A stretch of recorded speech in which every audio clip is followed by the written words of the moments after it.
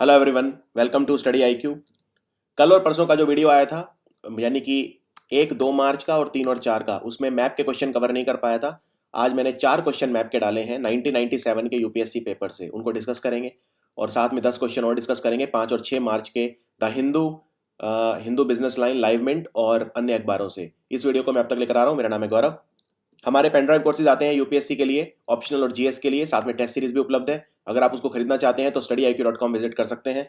आप इंस्टाग्राम पे मुझसे जुड़ सकते हैं, मेरी आईडी है टायरलेस सोल, या ट्विटर पर मेरी आईडी है गौरव गर्ग 888। सबसे पहला सवाल जो है ये यूपीएससी 1997 के प्रीलिम्स में आया था।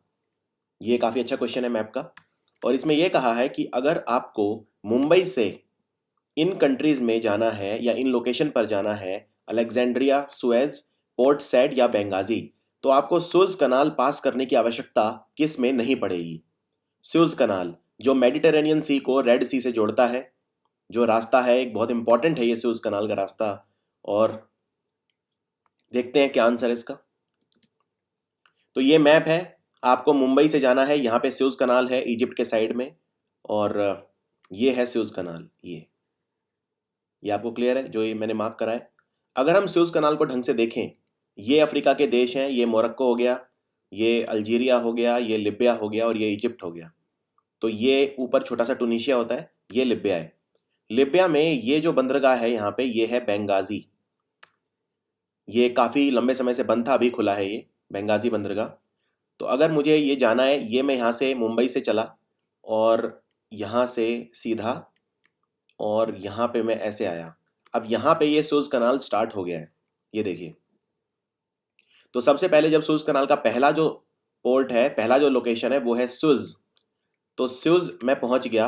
तो अगर मैं सुएज पहुंच ही गया तो फिर सुएज कनाल पास करने की आवश्यकता नहीं है। यानी मुंबई से अगर मैं सुएज पे जाऊंगा तो सुएज कनाल पास नहीं करना। फिर मैं सुएज कनाल में अपना जहाज लेकर गया, फिर आया पोर्ट सैड, पोर्ट सैड, और फिर ये है अलेक्जेंड्रिया, यानी यहाँ पर है अलेक्जेंड्रिया इजिप्ट में। तो यहाँ मुझे जाना है तो सुएज कनाल पास करना पड़ेगा। इसी तरह बेंगाजी जाना है तो भी मुझे सुएज कनाल पास करना पड़ेगा। और अगर पोर्ट सैड जाना है जो सुएज कनाल के उस तरफ है तो भी मुझे पास करना पड़ेगा, लेकिन सुएज जाने के लिए पास नहीं करना। तो इसका आंसर हो गया बी, सुएज। अगला जो मैप का सवाल है, ये भी यूपीएससी 1997 के पेपर में था। इसमें ये 4 नदियां मार्क करी हुई हैं, 1, 2, 3, 4, और पूछा है कौन कौन सी हैं। तो ये ऑप्शन दिए हैं। अब ये ऊपर नेपाल है, तो सीधी सी बात है, नीचे ये बिहार और यूपी वाला एरिया है। तो कोसी, गोमती, घाघरा, गंडक, ये नदियां दी हुई हैं यहाँ पे। तीस्ता भी लिखा हुआ है। खैर, इसमें आप 1-2 ऑप्शन तो वैसे ही निकाल सकते हो। तीस्ता नदी तो जो है वो सिक्किम से निकलती है, तो सिक्किम कहाँ आ गया है यहाँ पे। तो ये जो एरिया है ये पूरा, क्योंकि ये काठमांडू है, तो ये यानी कि बिहार वाला एरिया है, और यहाँ पे उत्तर प्रदेश वाला एरिया है ऊपर की तरफ। तो डी तो वैसे ही निकाल दो। अब जो इसमें ऑप्शन देखिए बाकी, गंडक, गंगा, गोमती और घाघरा। गंगा नदी जो है वो काफ़ी लंबी नदी है पूरी, सिर्फ ऐसे एक पॉइंट पे नहीं है। अगर आपने मान लो मैप देखा हो तो ये नदी इन्हीं एरियाज में सीमित है, और ये फाइनली किसी बड़ी नदी में जाके मिलेंगी, तो वो गंगा है। तो गंगा नदी तो आपकी उत्तरकाशी उत्तराखंड से निकलती है, फिर वो क्रॉस करती है उत्तर प्रदेश, बिहार, झारखंड और फिर पश्चिम बंगाल। तो काफ़ी बड़ी है, तो गंगा भी ये मैप में नहीं हो सकता। तो आप गंगा भी निकाल दो, तो ऑप्शन सिर्फ एक बचा, तो ए आंसर हो गया। ऐसे भी कर सकते हो, लेकिन प्रॉपर अगर करना हो तो मैप की नॉलेज होनी चाहिए। यहाँ पे देखिए, ये कोसी जो नदी है, इसे बिहार का अतिशोक बोलते हैं, सौरा ऑफ बिहार। फिर ये है घाघरा, कोसी और गंडक। और ये घाघरा, कोसी और गंडक जो नदी हैं, ये तीनों नेपाल से भारत आती हैं। याद रखिए, नेपाल से निकलती हैं और फिर डाउन स्ट्रीम भारत आती हैं। तो यहाँ पे सबसे जो आपकी पूर्व की तरफ है वो है कोसी, बीच में ये गंडक है, और ये इसके इस तरफ है घाघरा। अगर हम इसको इस मैप में देखें तो 1 वाला कौन सा हो गया, कोसी। ये क्लियर आपको। फिर यहाँ पे जो सबसे इधर वाली है, ये गोमती भी जो है ये इस तरफ है, यानी कि पहले गंडक हो गई, तो जो ये वाली नदी हो गई, ये हो गई गंडक। तो नंबर 1 पे है कोसी, नंबर 4 पे है गंडक। इसी से आंसर आ जाएगा। अब यहाँ पे आप देख सकते हैं, पहले पे कोसी, तो ऑप्शन सी और डी तो गए। पहले पे कोसी, चौथे पे गंडक, तो आंसर क्या हो गया, ए। और बाकी ऑप्शन भी देख लेते हैं, बड़ा आसान है ये, कोई मुश्किल नहीं है। अब ये गंडक है, गंडक के लेफ्ट में यानी पश्चिम में कौन सी हो गई, घाघरा। तो ये वाली हो गई घाघरा, और सबसे इधर हो गई गोमती, गोमती जिसके किनारे लखनऊ है। तो ये 4 नदियां हो गई। इस तरह से आप आंसर मार्क कर सकते हैं फर्स्ट, वरना जो मैंने ट्रिक बताई थी वो भी आप फॉलो कर सकते हैं। और ये इतनी बड़ी गंगा है, ये देखो, ये गंगा है, ये निकली उत्तरकाशी से उत्तराखंड में, और फिर ये नीचे आई, फिर यूपी बिहार झारखंड को टच करके फिर ये पश्चिम बंगाल घुस गई और बांग्लादेश चली गई। ये फरक्का बैरेज ने हुगली में इसका पानी ले आए, कोलकाता ये आ गया पोर्ट, यहाँ पे बंगाल की खाड़ी में गिर गई, और ये जो बांग्लादेश चली गई ये फिर ब्रह्मपुत्रा से मिल जाती है। तो ये क्वेश्चन क्लियर है आपको? चलिए तीसरा मैप का सवाल, ये भी 1997 के यूपीएससी पेपर में आया था क्वेश्चन प्रीलिम्स में। ये शायद क्वेश्चन नंबर 95 था, मैं गलत नहीं हूं तो। खैर, इसमें ये 4 एरिया मार्क करे हुए हैं, ए बी सी डी। ये मैप पे बताना है कौन कौन से हैं। ये ए है, ये वाला, तो इसमें ऑप्शन दिए हैं rift valley, Chhattisgarh plain, rain shadow area और छोटा नागपुर प्लेट्यू। तो इसमें पहले डी वाला देखते हैं। अब ये है हमारा साउथ इंडिया, पेनिनसुलर इंडिया, ये है पश्चिमी तट, और यहाँ पे ये पहाड़ हैं छोटे छोटे जिन्हें बोलते हैं पश्चिमी घाट यानी वेस्टर्न घाट्स।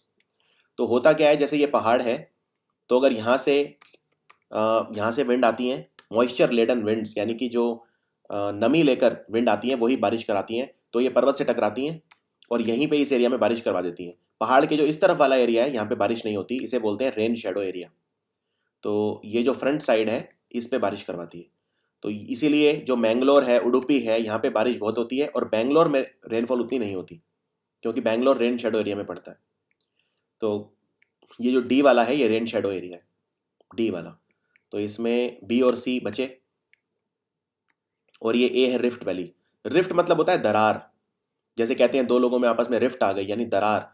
तो जब जमीन में कोई दरार आती है, क्योंकि हमारी जो टेक्टोनिक प्लेट होती है उनमें डिफेक्ट होते हैं, उस वजह से दरार आ जाती है और ये दरारें गहरी होती जाती हैं। तो जमीन में, ये जमीन है कोई और बीच में दरार है, इस दरार में जब नदी बहती है तो उसे बोलते हैं रिफ्ट वैली में। और होता क्या है, जब कोई नदी, मान लो अब यहाँ पे आप देख सकते हैं ये जमीन में दरार है, अगर कोई नदी इसमें बहेगी तो नदी जो है वो फैल नहीं पाएगी, यानी नदी डेल्टा नहीं बना पाएगी। तो नर्मदा और तापी 2 नदियां हैं जो रिफ्ट वैली में बहती हैं, इसलिए ये डेल्टा नहीं बना पाती, ये एस्चुरी बनाती हैं। इसीलिए जो हमारी वो नदियां जो बंगाल की खाड़ी में गिरती हैं, महानदी, गोदावरी, कृष्णा, कावेरी, ये डेल्टा बनाती हैं, और जो पश्चिमी तरफ बहती हैं वो एस्चुरी बनाती हैं, जैसे नर्मदा और तापी। तो अगर क्वेश्चन आए कौन सी नदियां रिफ्ट वैली में बहती हैं, आंसर है नर्मदा और तापी। तो ये ए है रिफ्ट वैली एरिया, और ये बी, ये वो एरिया है जहाँ महानदी ड्रेन करती है, जिसे ये आपका जो एरिया है ये है छत्तीसगढ़ प्लेन, छत्तीसगढ़ के जो मैदानी एरिया जहाँ पे खेती होती है, मध्य प्रदेश से लगता है।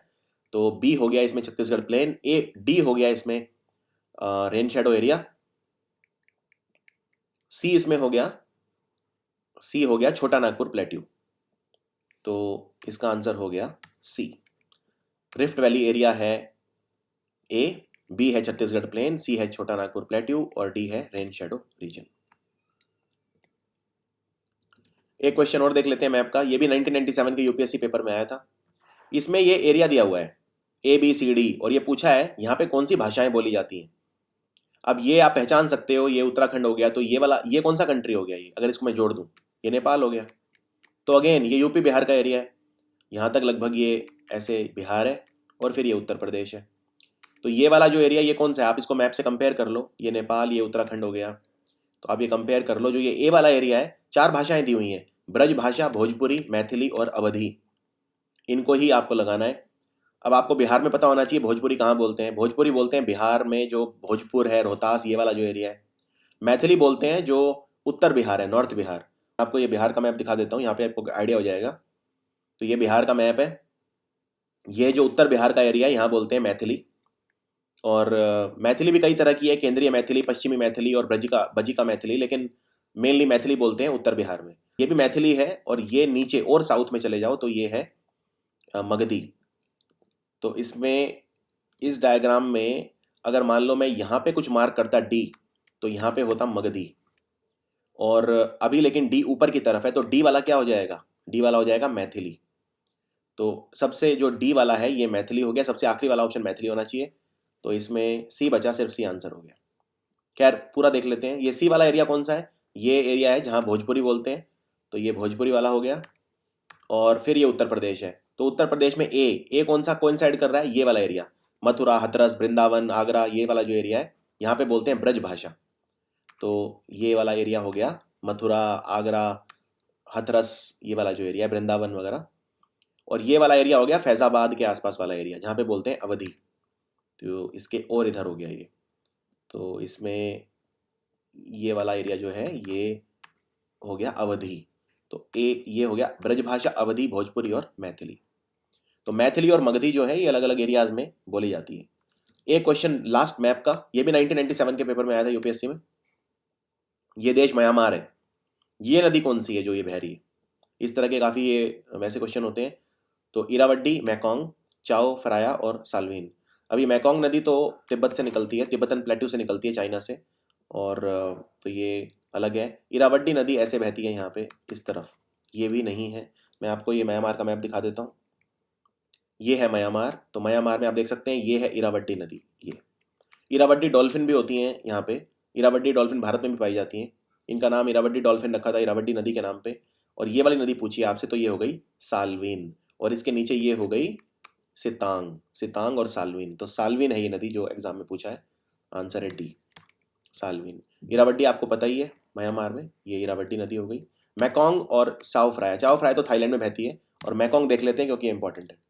तो ये मैकोंग नदी है, ये गल्फ ऑफ थाईलैंड में गिरती है, और ये ऊपर से निकलती है तिब्बत से, तिब्बत के चाइना से निकलती है, फिर ये कई सारे कंट्रीज़ को ड्रेन करती है, Myanmar, Vietnam, Thailand, Laos, Cambodia, तो बहुत सारे कंट्री डिपेंड करते हैं मैकोंग के पानी पे। तो ये फिर गल्फ ऑफ थाईलैंड में ड्रेन करती है, तो ये अलग रिवर है। चलिए बातें आज के वीडियो पे। 4-5 क्वेश्चन मैंने मैप की, उसकी प्रैक्टिस करा दी आपको।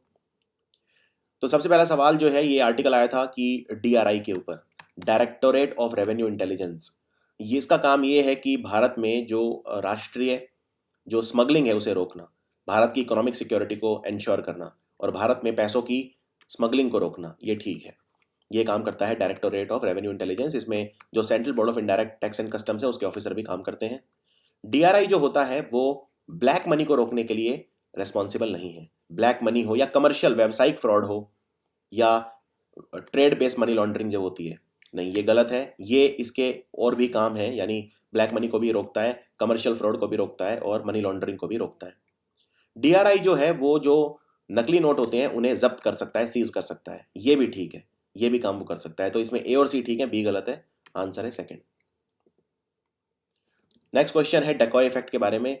ये एक मार्केटिंग के ऊपर आर्टिकल था, तो उसमें वर्ड था डेकॉय इफेक्ट। डेकॉय इफेक्ट, अट्रैक्शन इफेक्ट और एसिमेट्रिक डोमिनेंस इफेक्ट, ये सारी एक ही बातें हैं, ये ठीक है। डेकॉय इफेक्ट का मतलब होता है जब लोगों के पास दो चॉइस होती हैं, ए और बी, और वो किसी तीसरी चॉइस सी से इन्फ्लुएंस हो जाते हैं, जो एक एसिमेट्रिक चॉइस है, यानी इसका कोई सेंस नहीं बनता, लेकिन फिर भी वो उससे इन्फ्लुएंस हो जाते हैं किसी एक चॉइस के फेवर में, ए या बी के, उसको बोलते हैं डेकॉय इफेक्ट, ये भी ठीक है। तो इसका आंसर है बोथ आर करेक्ट, यानी कि थर्ड। मैं आपको एक एग्जांपल देके समझा देता हूँ कि डेकॉय इफेक्ट क्या होता है। अब जैसे यहाँ पे एक इकोनॉमिक्स मैगजीन है ये, इसमें इनके दो प्लान है, एक है $59 का, एक है 125। 59 वाले में आपको इकोनॉमिक्स मैगजीन की सिर्फ डिजिटल सब्सक्रिप्शन मिल रही है, यानी कि आपके मोबाइल फोन पे आप इकोनॉमिक्स मैगजीन को पढ़ सकते हो। $125 वाले में आपको साथ साथ जो प्रिंट मैगजीन है वो भी मिलेगी और डिजिटल भी मिलेगी, डिजिटल और प्रिंट दोनों मिलेंगे 125 में। तो ऐसे केसेस में क्या होता है, जनरली जो कस्टमर होता है वो सस्ते वाला ऑप्शन खरीदता है क्योंकि ये महंगा लगता है उसे। अब यहाँ पे देखिए डेकॉय इफेक्ट हमने किया, इसमें हमने क्या किया, इकोनॉमिक्स मैगजीन का एक ऑफर डाला 59 का सेम, एक ये 125 वाला, लेकिन इस 125 वाले में हम चाहते हैं कि ये वाला बाय करे कस्टमर, ठीक है। तो हम एक डेकॉय ले आए, ये डेकॉय है। अब इसमें हमने $125 में इकोनॉमिक्स मैगजीन का सिर्फ प्रिंट सब्सक्रिप्शन दिया है, ठीक है। यानी 59 में आप लोगे तो आपको मिलेगा डिजिटल, आप 125 में लोगे तो आपको मिलेगा प्रिंट और डिजिटल, प्रिंट सिर्फ प्रिंट, और 125 में आपको मिलेगा प्रिंट और डिजिटल दोनों। यानी इन दोनों में $125 ही देने हैं, लेकिन एक में आपको प्रिंट और डिजिटल दोनों मिल रहा है, एक में सिर्फ प्रिंट मिल रहा है। तो कस्टमर जो है अब वो ज़्यादा चांसेस है कि ये वाला खरीदेगा, क्योंकि उसको लगेगा 125 में यहाँ सिर्फ प्रिंट मिल रहा है और ये 125 में प्रिंट और डिजिटल दोनों मिल रहा है, यानी इसमें मुझे एक फ़ायदा नज़र आ रहा है अब। तो पहले जो 59 वाला कस्टमर था अब वो 125 वाला खरीदेगा, उसका अट्रैक्शन इसकी तरफ हो जाएगा, क्योंकि बीच में हम एक डेकॉय ले आए हैं, इसका कोई सेंस नहीं बनता, ये एकदम सेंसलेस ऑफर है, लेकिन फिर भी उसको लगेगा कि ये वाला जो 125 है ये इसकी तुलना में बहुत ज़्यादा अच्छा है क्योंकि इसमें दोनों मिल रहे हैं। तो ये डेकॉय इफेक्ट होता है। इसका एक एग्जाम्पल और देता हूँ। मान लो आपको MP3 प्लेयर ए बेचना है, तो आप 3 तरह की लिस्टिंग कर दो, ए, बी और सी। अब इसमें देखो प्राइस आपने क्या रखा है, ये $400 में 30 GB मिल रहा है आपको स्टोरेज, इसमें 30 GB, इसमें $300 में 20 GB, और इसमें $450 में 25 GB। तो अचानक ये अगर सिर्फ दो ऑप्शन होते ए और बी, तो कस्टमर ज़्यादातर केसेस में सस्ते वाला लेता है, 300 वाला। $300 में 20 GB ठीक है, मैं संतुष्ट हूँ। लेकिन अब ये देखिए यहाँ पे $450 में उसे 25 GB मिल रहा है और $400 में उसे 30 GB मिल रहा है, तो अचानक कस्टमर को ये लगेगा ये तो काफ़ी रीजनेबल है, क्योंकि ये तो बहुत महंगा है, तो ये डेकॉय का काम करेगा। तो इस तरह से डेकॉय इफेक्ट काम करता है मार्केटिंग में। अब बात करते हैं अगले सवाल पे। कॉपी यूवाक ये दुनिया की सबसे महंगी कॉफ़ी है, इसे हम सिवेट कॉफ़ी भी बोलते हैं, सिवेट कॉफ़ी। और सिवेट कॉफ़ी क्या होती है मैं आपको बता देता हूँ। ये एक जानवर होता है एशियन सिवेट, तो इसको हम कॉफ़ी के बीन्स खिला देते हैं, फिर ये जो लैट्रिन करता है इसके अंदर से कॉफ़ी के जो बीन हैं हम निकाल लेते हैं और इससे कॉफ़ी बनाते हैं। क्योंकि इसकी जो इंटेस्टाइन होती है, जो इसकी छोटी आंत है, उसमें कुछ ऐसे एंजाइम होते हैं, केमिकल होते हैं जो इस कॉफ़ी का पाचन करते हैं, उससे इसका टेस्ट बढ़ता है। तो ये काफ़ी सुन के अजीब लगेगा, लेकिन ये दुनिया की सबसे महंगी कॉफ़ी है, सिवेट कॉफ़ी बोलते हैं इसे। ये बिल्कुल ठीक है, इसका एक नाम और है कॉपी यूवाक। कॉफ़ी बोर्ड जो है वो अराकू वैली में होने वाली कॉफ़ी को ज्योग्राफिकल इंडिकेटर टैग दे रहा है, जैसे दार्जिलिंग की चाय को दिया हुआ है या दुनिया भर की और चीज़ें जिन्हें ज्योग्राफिकल इंडिकेटर टैग, अभी बंगाल के रसगुल्ला को मिला था, इनकी ट्राइबल कम्युनिटीज़ को प्रोटेक्ट करने के लिए, कमर्शियल प्रोटेक्शन के लिए। तो अराकू वैली जो है ये चिकमंगलूर में है, तो ये जो है ये गलत है। अराकू वैली है आंध्र प्रदेश के विशाखापट्टनम में। जो दो कॉफ़ी भारत में उगाई जाती है मेनली, वो है अराबिका और रोबस्टा, ये भी ठीक है। Flavour of India the fine cup award competition हर साल होता है, इसे ऑर्गेनाइज करता है टी बोर्ड, तो ये गलत है, इसे करता है कॉफी बोर्ड ना कि टी बोर्ड। तो इसमें ए और सी ठीक है, आंसर है third, A and C are correct. चलिए अब बढ़ते हैं अगले सवाल पे। हृदय स्कीम जो है, जिसमें हमारी जो हेरिटेज सिटीज हैं, जो हमारी धरोहर हैं, पुरानी जो बहुत पुरानी सिटीज हैं हमारी, बहुत ज़्यादा इंपॉर्टेंट है हमारी संस्कृति के लिए, हमारे इतिहास के लिए, उनका विकास करने के लिए सरकार ने स्कीम चलाई है हृदय। इसकी फुल फॉर्म है heritage city development and accessibility योजना, और इसको मिनिस्ट्री ऑफ टूरिज्म चला रहा है। ये गलत है, इसको पहली बात मिनिस्ट्री ऑफ टूरिज्म नहीं चला रहा, इसे मिनिस्ट्री ऑफ अर्बन डेवलपमेंट चला रहा है, जिस मिनिस्ट्री को बोलते हैं ministry of housing and urban affair. हाँ, प्रसाद स्कीम, स्वदेश दर्शन स्कीम, इन सबको चला रहा है मिनिस्ट्री ऑफ टूरिज्म, स्वदेश दर्शन को भी और प्रसाद को भी। प्रसाद स्कीम में हम 25 शहरों का विकास कर रहे हैं जो हमारे धार्मिक स्थल हैं, pilgrimage rejuvenation and spiritual augmentation drive, तो इसका नाम है प्रसाद। तो ए से ऑगमेंटेशन इसमें भी है, ए से ऑगमेंटेशन इसमें भी है, एक्सेसिबिलिटी नहीं है, पहली बात ये भी गलत है, तो पहला वाला तो पूरा ही गलत है। मिशन पीरियड जो है हृदय का वो है नवंबर 2019 तक, नहीं ये भी गलत है। जो इसका मिशन पीरियड है, मतलब कब तक खत्म होगी ये योजना, नवंबर 2018 में खत्म होगी हृदय। और हृदय जो स्कीम है इसमें 25 शहरों का विकास किया जाएगा, उनमें पर्यटन बढ़ाने का विकास किया जाएगा, उनकी उसका प्रयास भी किया जाएगा। ये भी गलत है, 25 नहीं है हृदय में, 12 है, 25 है प्रसाद में, तीनों ही गलत है, आंसर है नन इज करेक्ट। अगले क्वेश्चन पे आते हैं। ये बेसिकली भारत और वियतनाम के बारे में था, और हमारा एक कॉमन एनिमी है चाइना, तो हमारे बीच में जो रिश्ते अच्छे होने चाहिए। वियतनाम हमारी लुक ईस्ट पॉलिसी के लिए काफ़ी इंपॉर्टेंट है।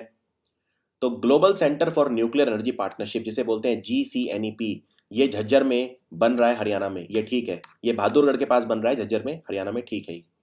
GCNEP जो है ये एक रिसर्च एंड डेवलपमेंट यूनिट है, छठा, जो डिपार्टमेंट ऑफ एटॉमिक एनर्जी के द्वारा बनाया गया है, ये भी ठीक है। इंडिया वियतनाम ट्रेड जो है ये 6.24 बिलियन था 2016-17 में, और हमारा जो टारगेट है कि 2020 तक वो हमें इसे डबल से भी ज़्यादा करना है, यानी 15 बिलियन करना है भारत और वियतनाम के बीच में जो ट्रेड है वो, ये भी ठीक है। तो इसका आंसर है ऑल आर करेक्ट, ये जो तीनों के तीनों सेंटेंसेस ठीक हैं।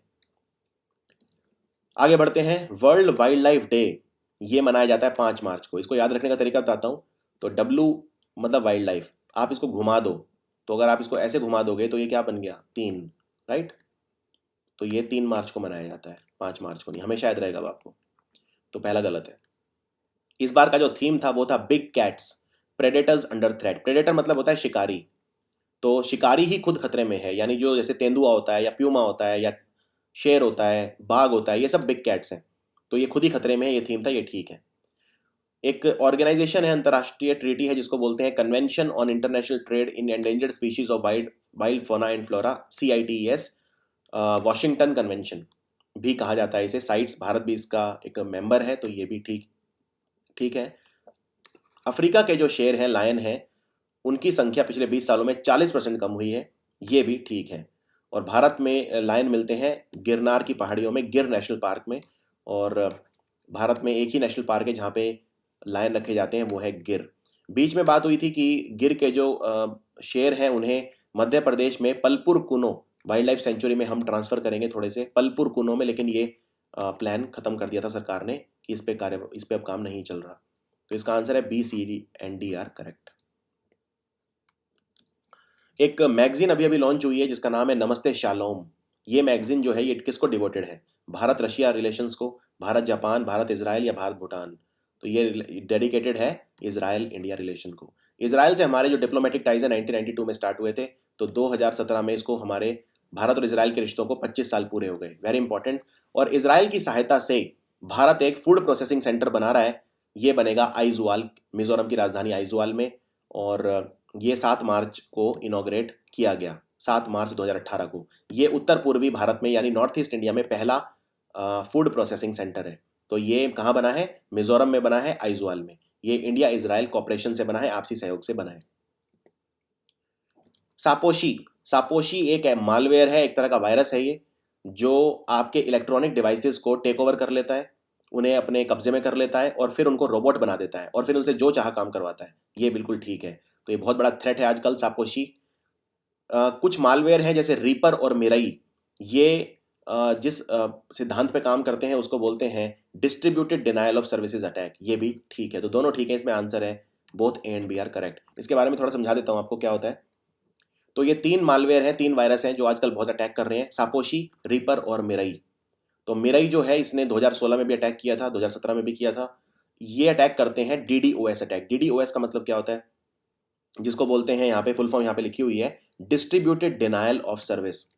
तो ये क्या करते हैं, आपका जो कंप्यूटर है उसको बंदी बना लेते हैं एक तरह से, यानी एक तरह से उसको अपने वश में कर लेते हैं और उसको एक रोबोट की तरह यूज करते हैं फिर, और उस रोबोट से जो चाहे करवाते हैं। तो यूजुअली क्या करवाते हैं, उस रोबोट को ये बोलते हैं फिर कि तुम सर्वर को पिंग करो।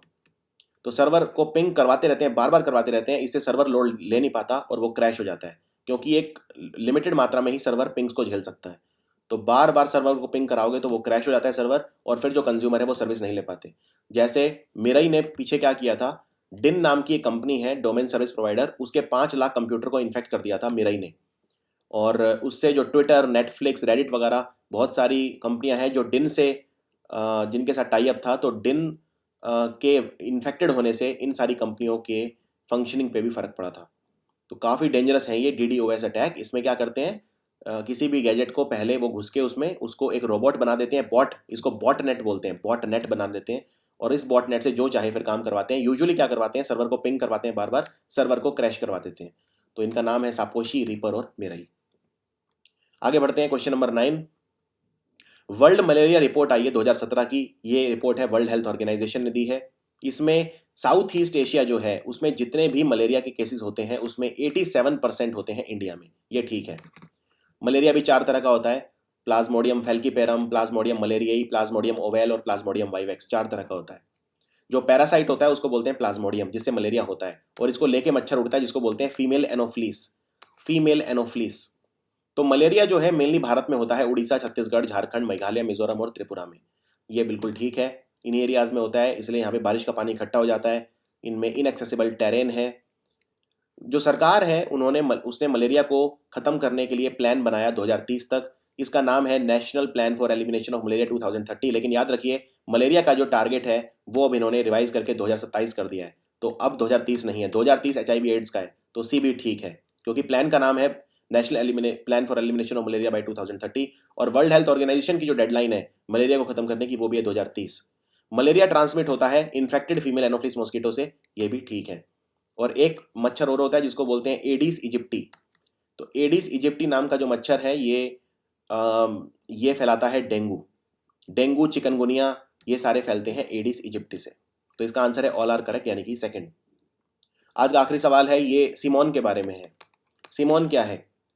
ये एक तरह का फ्लाइंग ब्रेन है। जो हमारे अंतरिक्ष में वैज्ञानिक होते हैं उनके लिए एक कंपेनियन का काम करेगा एक तरह का। सिमोन की फुल फॉर्म है crew interactive mobile companion. Basically क्या है, हम आर्टिफिशियल इंटेलिजेंस का इस्तेमाल करेंगे और हमारे वैज्ञानिकों की मदद के लिए जो हमारे अंतरिक्ष में जो सैटेलाइट जाते हैं या जो भी हमारे स्पेसक्राफ्ट जाते हैं उनमें आर्टिफिशियल इंटेलिजेंस का एक तरीका है जिसको बोलते हैं सिमोन। ये इंटरनेशनल स्पेस स्टेशन पर हम इसको भेजेंगे, ये भी ठीक है।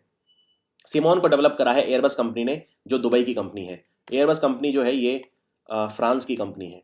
तो फ्रांस की कंपनी एयरबस है, और एक कंपनी और है फ्रांस की जो बहुत न्यूज़ में चल रही है आजकल, डसॉल्ट एविएशन, जिससे हमने रफाल प्लेन खरीदे हैं, रफाल एयरक्राफ्ट। तो रफाल स्कैम चल रहा है इसलिए डसॉल्ट न्यूज़ में है। और बोइंग कंपनी है अमेरिका की। एक कंपनी और है लॉकहीड मार्टिन, वो भी अमेरिका की है।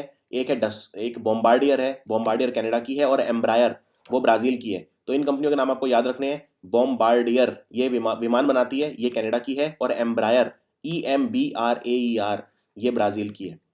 तो बी गलत है। सिमोन जो है ये एक दिमाग की तरह आर्टिफिशियल इंटेलिजेंस को यूज़ करेगा, और ये जो भी हमारे एस्ट्रोनॉट हैं, अंतरिक्ष वैज्ञानिक जो अंतरिक्ष में रह रहे हैं, उनकी मदद करेगा उनकी डे टू डे एक्टिविटीज़ में। ये भी ठीक है, यानी ये इंटरेक्ट कर सकता है उनके साथ, तो एक तरह से उनका कलीग बन के जाएगा एक तरह से सिमोन। तो इसमें ए एंड सी ठीक है, आंसर है थर्ड। सो ये था वीडियो। आई होप ये वीडियो आपको पसंद आया होगा। इस वीडियो को लाइक, कमेंट, सब्सक्राइब करें। और जैसा कि आप देख सकते हैं यूपीएससी के जो एमसीक्यू हैं उसमें काफ़ी तेज़ी से बढ़ रहे हैं, और जल्दी से हम अपना बैकलॉग खत्म करना चाहते हैं। अगले अगले 7 से 8 दिन के अंदर पूरा बैकलॉग खत्म हो जाएगा, और फिर जैसे जैसे पेपर आएंगे वैसे वैसे फिर रोज़ यूपीएससी का एमसीक्यू आया करेंगे। Thanks for watching.